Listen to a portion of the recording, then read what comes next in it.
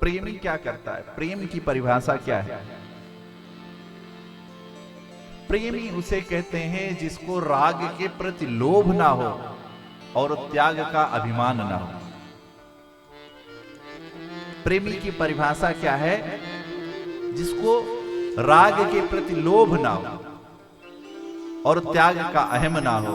और ऐसा प्रेमी यदि रामचरितमानस में ढूंढेंगे तो उस प्रेम मूर्ति का नाम है श्री भरत। भरत कहते हैं संपत्ति सब रघुपति कर आहे। ये अयोध्या की संपत्ति सब राम जी की है। और यदि मेरी संपत्ति ही नहीं है तो ना तो मेरा इस संपत्ति पर कोई अधिकार है, और ना अधिकार ना होने के कारण ना तो मुझे इस संपत्ति का कोई लोभ है, और ना ही ये संपत्ति मैं छोड़ रहा हूं, इसके त्याग का मुझे कोई अभिमान है। क्यों? क्योंकि मैं इस संपत्ति का सेवक हूं, रक्षक हूं। द्वारपाल ये नहीं समझ सकता कि मालिक का घर मेरा घर है। घर का जो गार्ड होता है उसका काम है उस घर की रखरखाव करना। यदि वो समझ ले कि ये घर मेरा है और यदि उसको उस घर से कुछ प्राप्त करने की लालसा उसके अंदर जग जाए तो फिर वो उसका खुद का अपराध होगा। और यदि वो उस घर से उसको निकाल दिया जाए और वो ये समझ ले कि नहीं ये तो मेरा घर था, मुझे क्यों निकाल दिया, तो फिर उसकी भ्रम का है ये तो। अपितु ये जो घर है, ये संसार है, ये प्राप्त ऐश्वर्य है, ये शरीर है, आप सोचेंगे ये हमको प्राप्त करने के लिए हमने क्या किया, तो आप गहन चिंतन करके पाएंगे कि कृपा के अलावा और कुछ नहीं है। इसकी प्राप्ति में आपका कोई तनिक भी कोई भी प्रयास नहीं है। ये आप आत्मचिंतन करके प्राप्त कर पाएंगे इसको। भरत दशरथ जी का कल हम लोगों ने यहां तक कथा श्रवण की। राम नाट्य का दूसरा भाग दशरथ जी का प्राणांत और भरत जी को संदेश दिया गया। गुरुवर ने कहा जाओ शीघ्र अतिशीघ्र भरत को ये संदेश भिजवाओ। क्या? कि गुरु ने बुलाया है। और कुछ भी मत कहना, बस इतना कहना कि तुरंत गुरुवर ने आपको बुलाया है।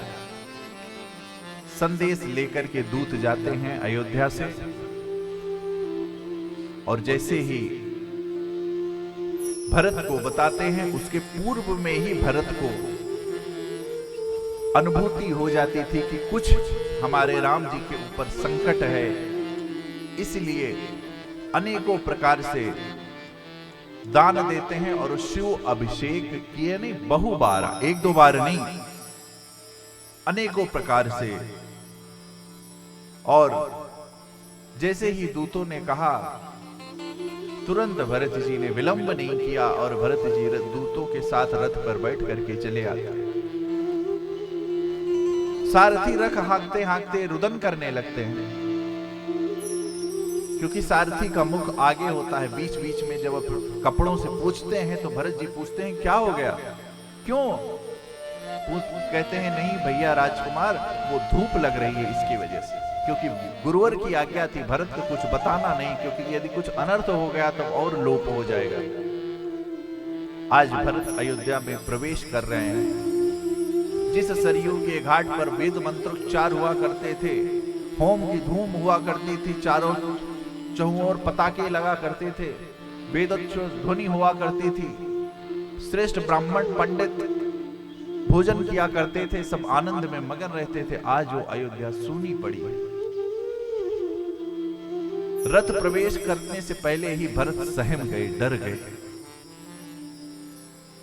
भरत ने विचार किया कि पिताश्री मां कैकेयी की ही कक्ष में सदैव रहते हैं और मां कैकेयी के पास ही राम जी रहते हैं, क्योंकि मां कैकेयी राम जी से ज्यादा किसी से प्रेम करती नहीं है।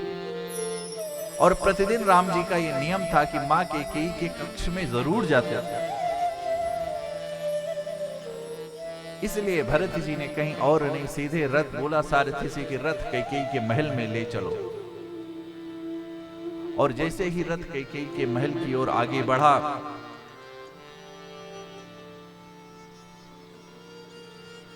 आज दशरथ जी जिसको अपना अपना मानते थे, आज दशरथ जी का शांत शरीर तेल में सुरक्षित की गई है, परंतु कैकेयी को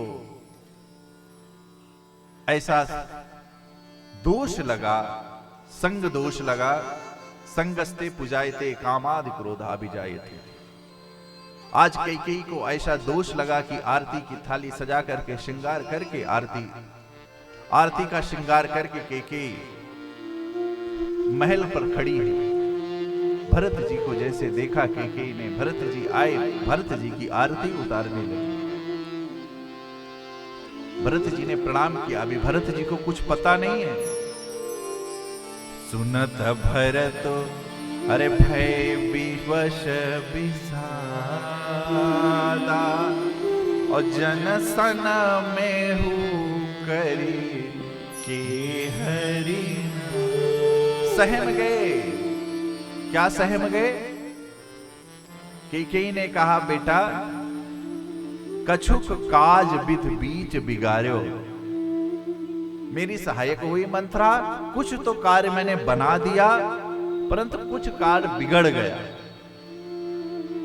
तो भरत जी ने कहा, पहले मां जो बिगड़ गया है वही बताइए, क्या बिगड़ गया? पिताश्री का देहावसान हो गया, पिताश्री का शरीर शांत हो गया। अरे इतना सुनना था। अरे दुख के मारे हा पिता करके तात भरत तात पुकारी, परे भूमि तल व्याकुल भारी, चलत न देखन पाया हूँ तो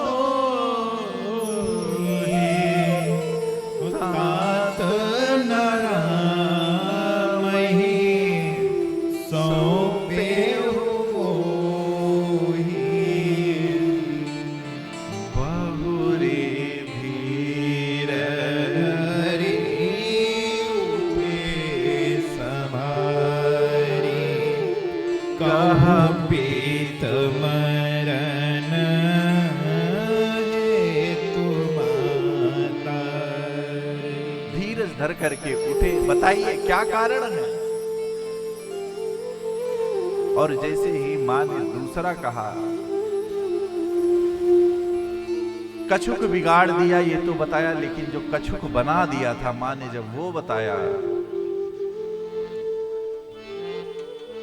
सुन सुत बचन कहत कैकेयी, अरे मरमो पाछ जनु माहुर दे। मानो जले पर कोई नमक छिड़ रख रहा हो। अब जब अत्यांतिक, अभी तक तो भरत जी को ये होश था, लेकिन अब जब आत्यांतिक दुख की स्थिति हो जाती है ना, तो अंग काम करना बंद कर देते हैं। अब भरत जी के सारा अंग काम करना बंद कर दिया, शिथिल हो गए। गोस्वामी जी ने कहा, भरत ही बिसर्यो पित मरन, सुनत राम बन गौन, हेतु अपन जानि जिय, थकी तरहे हरि मोन। पिताजी का मरण भूल करके अब मेरे भरत जी को कुछ समझ में नहीं आता है। कुछ लोग कहते हैं कि भरत जी ने माता जी को कुछ कहा। भरत का परिचय क्या है? भरत एक संत है, और मैं नहीं कह रहा हूं, भरद्वाज जी कह रहे हैं। डॉक्टर यदि सिर्फ मीठी मीठी ही दवाई देगा तो काम नहीं चलेगा। कभी कभी तो डॉक्टर को इतना इस स्तर पर जाना पड़ता है कि शरीर में छुरी तक चलानी पड़ती है। किसके लिए? जिस अंग जो अंग खराब हो गया है, जिस अंग के संक्रमण से और अंग खराब होने की ऐसी संभावना यदि दिखती है तो शल्य चिकित्सक क्या करता है, वो जो अंग खराब है उसको काट देता है कि जिससे कि वो रोग आगे तक ना पहुंचे। और साधु का भी यही काम है। समाज में यदि बुराई व्याप्त है तो चाहे कठोर वचन ही कहना पड़े, लोगों को बुरा अवश्य लगेगा, परंतु कुछ काल में जाकर के जब वो चिंतन करेंगे तो उनको लगेगा नहीं, वो सही कह रहे थे। ठाकुर सुहाती यदि साधु कह रहा है तो फिर वो साधु नहीं है। साधु वही कहता है जो सत्य होता है। और भरत क्या है? भरत साधु है। भरत ने देखा मां के बहुत बड़ा रोग लग गया है, और ये ऐसा रोग कि राम से वियोग करा दिया, और राम से वियोग से बड़ा कोई रोग नहीं है। और इस वियोग को दूर करने का एक ही उपाय है कि थोड़ा सा राम प्रेम और राम प्रीति की थोड़ा सी याद दिलाई जाए।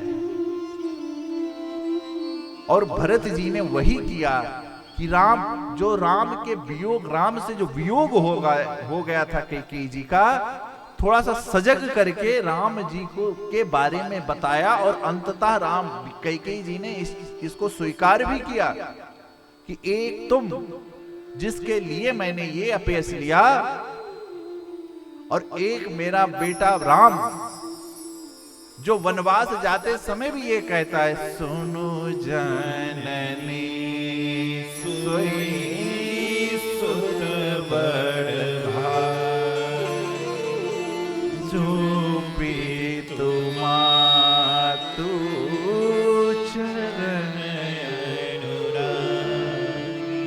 एक बेटा राम जो मैंने उसको इतना कठोर कठिन तपस्या के लिए भेज दिया, लेकिन उसके मुख से ऊ तक नहीं निकला। और भरत जी ने कहा, बस मां, यही तो मैं चाह रहा था कि तुम्हारी ममता जो मुझ में लग गई है वो गलत जगह लग गई है। तुम्हें तो राम में प्रीति रखनी चाहिए थे। इसीलिए मेरे राम जी ने कहा कि जो कैकेयी को दोष देगा वो नरक का भागी होगा। इसलिए मेरे राम जी सबसे पहले प्रथम किससे भेटी? तो कैकेयी मां से भेटा। इधर जैसे ही मंथरा श्रृंगार करके आई, और ये मंथरा कौन है? दूसरे के सुख में,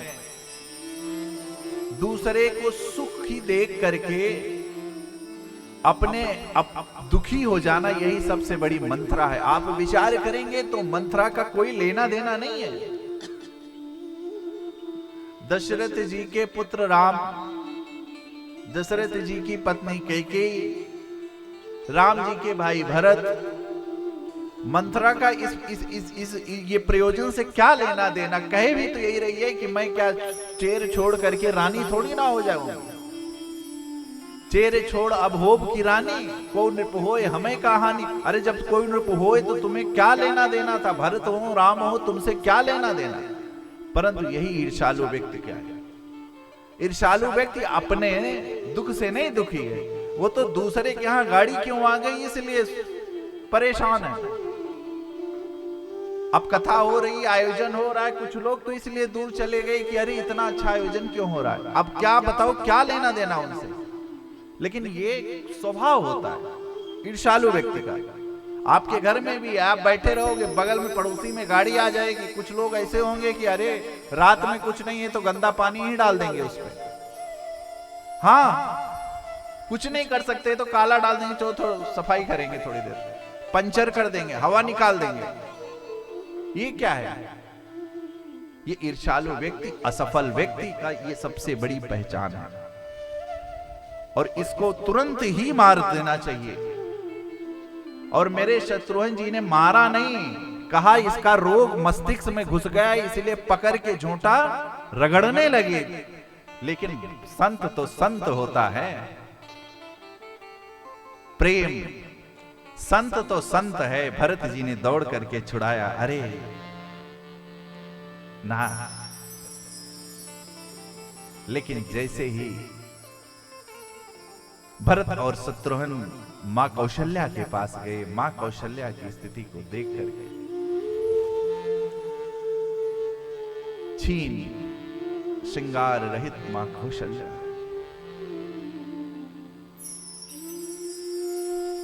जैसे ही देखा,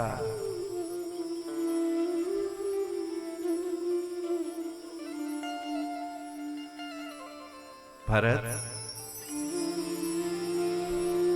आज मां का वात्सल्य उमड़ पड़ा। दौड़ करके मां ने गोदी में बिठा लिया और भरत के मुख से सहसा निकल पड़ा, भरत ही देखी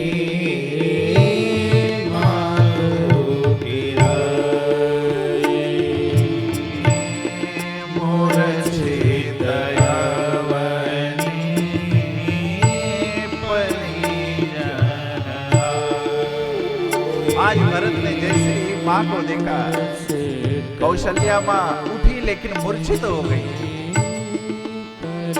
दौड़ करके भरत जी ने मां कौशल्या के गले लगा लिया, मां कौशल्या के चरण में पड़ गए, त्राहि मां प्राहि मां। आज मां ने देखा कि भरत इतना विकल हो गए। माता, मातु तातु कहाँ दिखाई,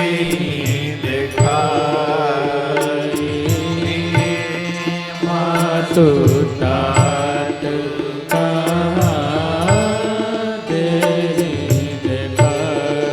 माँ कहाँ सिया राम लखन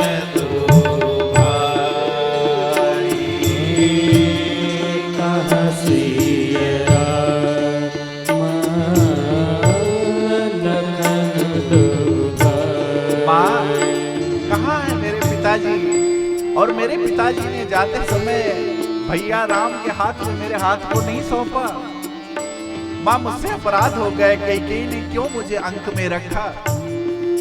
मां मुझे कितने भी गौ हत्या का पाप लगे, मां मैं मेरी इसमें सम्मति नहीं है मां। और भरत जी बोलते जा रहे हैं, ब्राह्मण द्रोह का मुझे पाप लगे, मां मुझे कैकेयी ने क्यों नहीं मार दिया अंक में। मां कहां है राम, मां कहां है लक्ष्मण। लेकिन सरल सुभाय माही सरल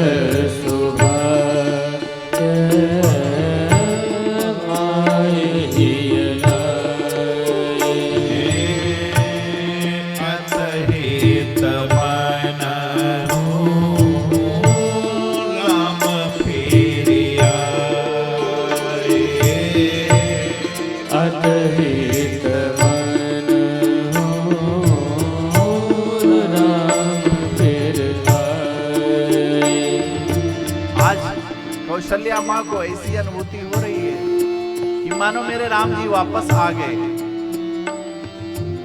और जैसे ही भरत जी कहते मेरे भरत जी के गाल को चूमने लगी, मां तुरंत गले लगा कर, बेटा तुम ऐसा क्यों कह रहे हो, ये न तुम्हारी सम्मति है न कैकेयी की सम्मति है, ये तो विधाता की। और उसके बाद भी मैं जीवित हूं बेटा। और आज मां बेटा आज राम वियोग में अयोध्या के साथ साथ पूरे रज कौशल्या और भरत जी के साथ पूरा रमनिवास रुदन कर रहा है। चारों तरफ बेबल हो रहे हैं लोग, राम वियोग रूपी समुद्र में मानो अब डूबना ही चाह रहे हैं लोग। इस समय कौशल्या जी ने विवेक का काम किया। और तुरंत कौशल्या जी ने अपने उस धर्म का पालन किया। कहा बेटा, मेरे राम जी वन जाते समय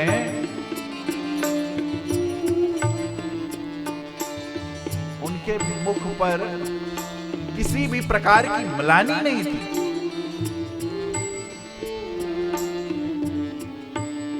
वो प्रसन्न थे। और इतना कहते कहते इतना प्रेम बेहबल हो गई मां कौशल्या कि आज उनके अमृत कलश से अमृत झलक पड़ा। बेटा, किसी को दोष ना देना, ये विधाता की गति है।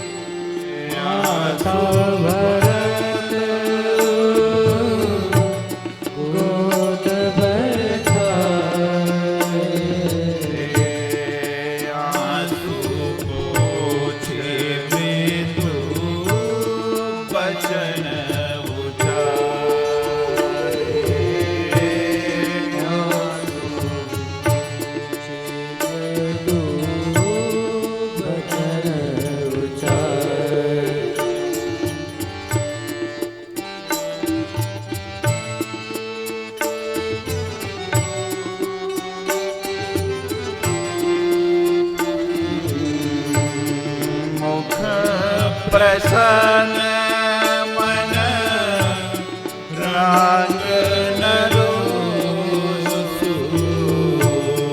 मुख प्रसन्न मन राग नरोसु, सब कर सब विधि कर परितोषु, सब कर सब विधि कर परितोषु,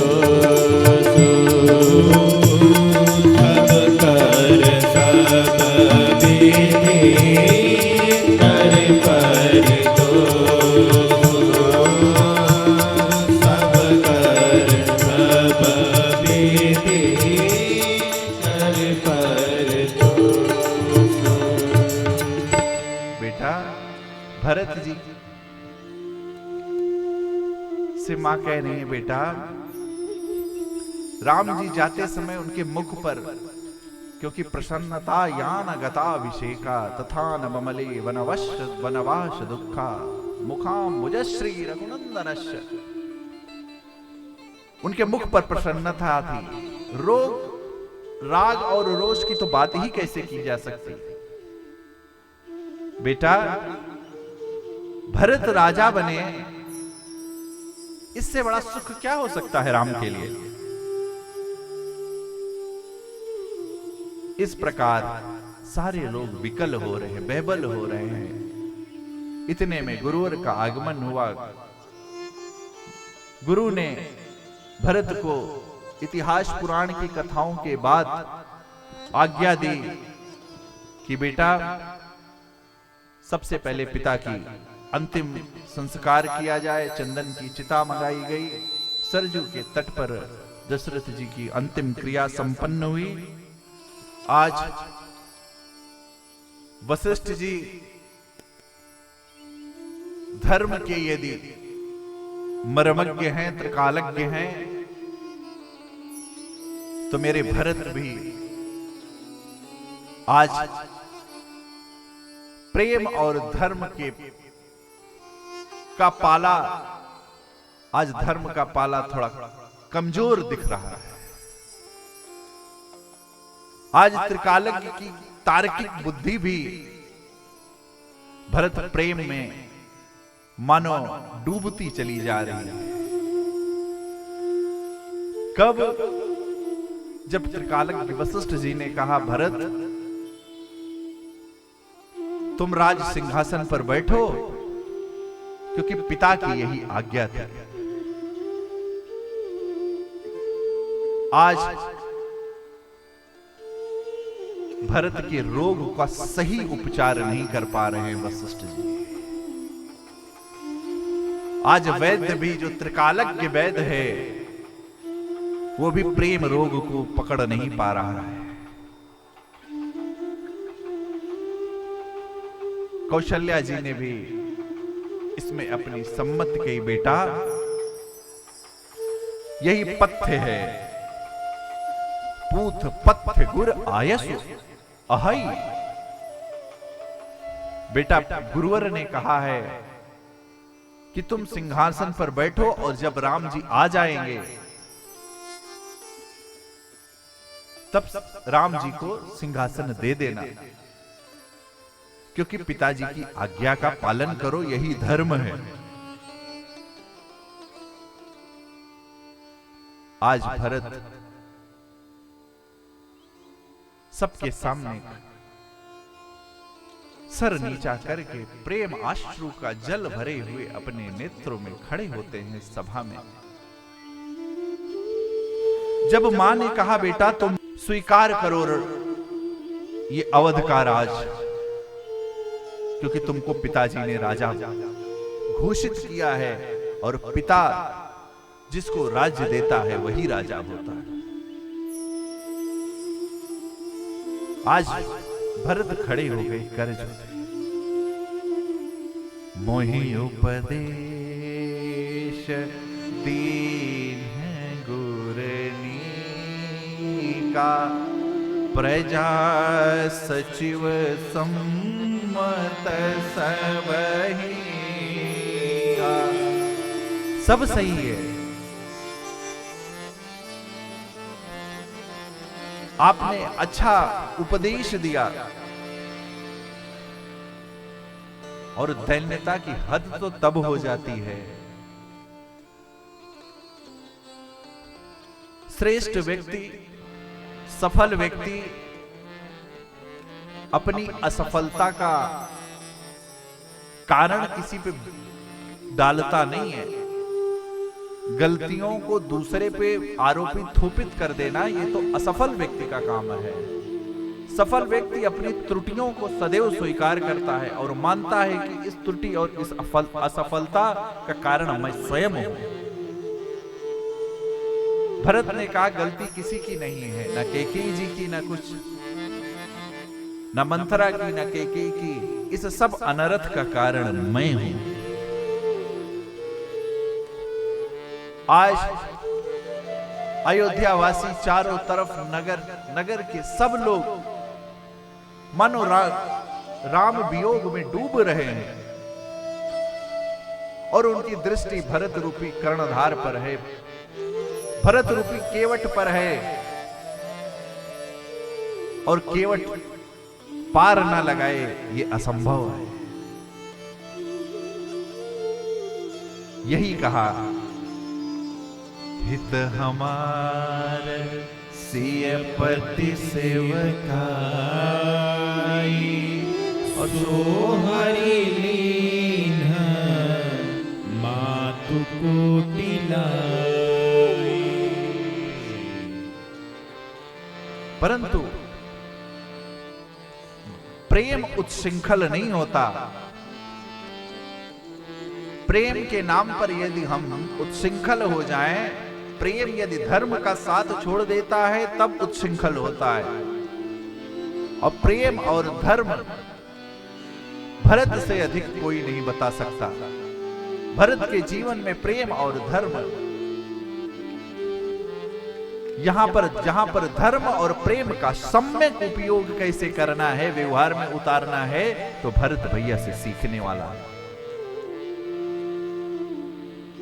मैं बिना राम जी के, मेरे शरण राम के पनही,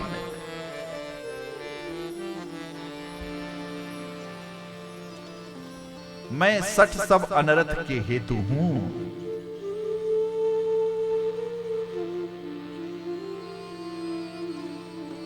गुरुवर जो ज्ञान के सागर हैं, उन्होंने भी तो आज कह दिया कि भरत राजा बनो। सबने कह दिया, क्या किसी ने हमसे पूछा तक नहीं? इससे यह प्रमाणित होता है कि मेरी ही त्रुटि है ये। कहीं ना कहीं किसी को मेरे अंदर ये वासना की दृष्टि दिखी होगी कि भरत को राजा बनना है, तभी तो सब लोग कह रहे हैं। परंतु यदि आपने कहा पिता की सम्मति, यदि पिता की सम्मति होती तो पिता क्यों प्राण त्याग देते? पिता की सम्मति नहीं थी। रही बात मेरे राम की, तो मेरे राम जिस प्रकार पुत्र कितनी भी गलती कर दे परंतु पिता उसकी गलतियों को ध्यान में नहीं रखते, उसी प्रकार मेरे राम हैं। वो तो मुझे बचपन में भी जब मैं हार जाता था तो वो खेल ही ऐसा रचते थे जिसमें मैं विजयी हो जाऊं। ये तो मेरे राम का उदार चरिता नाम है। लेकिन क्या मुझे तो उनको देखे बिना नहीं रहे। मैंने तो अपने जीवन की डोर उनसे उनके चरणों में बांध दी है। मैंने अपने जीवन की डोर उनके चरणों में बांध दी है। और जैसे ही भरत रूपी केवट से ये शब्द उनके मुख से निकले, अयोध्या वासियों में चारों तरफ भरत की जय जयकार होने लगी। मानो बस डूबते हुए जहाज को सहारा मिल गया। और जैसे ही भरत जी ने कहा, क्या मैं कल सुबह राम जी के दर्शनार्थ जाऊंगा। अरे इतना सुनना था, जितने अवधवासी थे सबने कहा कि कोई कहता ही नहीं कि हम अयोध्या में रहेंगे। परंतु एक बड़ी सुंदर बात है, शिक्षा योग्य है। दो प्रकार के जीव होते हैं। एक प्रकार के जीव होते हैं जो कहते हैं संपत्ति मेरी है, मैं संपत्ति का भी निर्वाह करूंगा और धर्म भी करूंगा। उनको संपत्ति के प्रति भी राग होता है और भगवान के प्रति भी राग होता है, विशेष करके अयोध्या वासियों का। दूसरे प्रकार के लोग होते हैं जो कहते हैं संपत्ति मेरी है, मैं इसका त्याग कर रहा हूं। लेकिन भरत तो कहते हैं संपत्ति सब रघुपति कर है। इसलिए कोई प्रेम उच्छृंखल नहीं होता भरत का। वस्तुतः भरत जी ने सोचा और भरत जी की दृष्टि गई उन हिनहिनाते हुए पशुओं को जो राम वियोग में हिनहिना रहे थे, उन वृक्षों की जो राम वियोग में सूखे जा रहे थे। और भरत जी ने कहा इनकी सुरक्षार्थ व्यवस्था नहीं करेंगे तो मेरे राम जी को मानसिक दुख होगा, और शारीरिक कष्ट से अधिक है मानसिक दुख। इसलिए सौंपी नगर सुच सेवकने सादर लगे सुमेरे राम सिय चरण तब चले भरत दो भाई। क्योंकि मोहिराज हठ झीन दई हो जब ही, क्योंकि जर ही सो संपत्ति सदन सुख सुहृद मात पितु भाई, और सन्मुख होत न राम पद करे न सहस सहाय। इस प्रकार भरत जी ने सारे सेवकों को जो भंडारण कक्ष में निपुण था, जो जैसा था, सबको जिम्मेदारी दे करके भरत जी चले।